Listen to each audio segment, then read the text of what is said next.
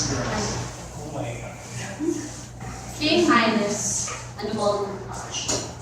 One day, the old star Silenus, the unreal companion of the god Dionysus, also known as Bacchus, drank too much wine, as usual, and was taken captives by some Phrygians working in the fields.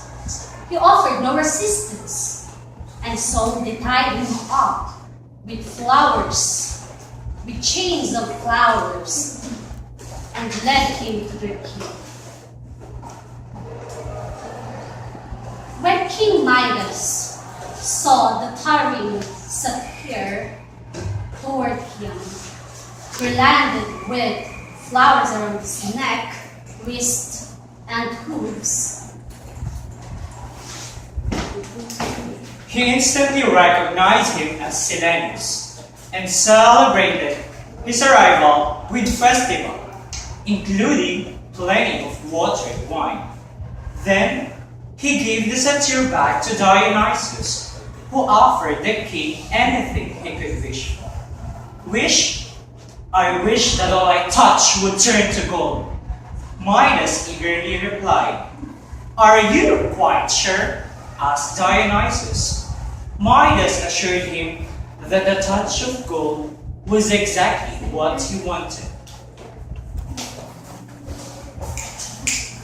Midas was so delighted to find that God had granted his wish. He touched the flower. Do you know what happened? It turned into gold. He even picked up a pebble, and it shone golden. Then Midas ran his hands up to the side of the trees. And then it became a golden avenue. Fit is welcome God.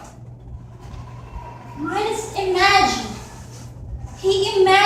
turning his whole palace into gold, keeping up golden treasures for himself and wearing cloth of gold. His dream of golden glory tasted until he had time. Out came the bread and roasted meat, piled high on his plate. But when he tried to break off a piece of bread, it all turned to gold. And when he spitted a piece of meat into his golden dagger, it all turned to gold as soon as his lips touched it. He lifted his cup to his mouth, and the wine turned to molten gold. Midas was beginning to starve amid splendor, and he did not dare to touch his wife or children. And he bitterly regretted the wish that he had made. King Midas prayed to Dionysus, humbly acknowledging how foolish he had been.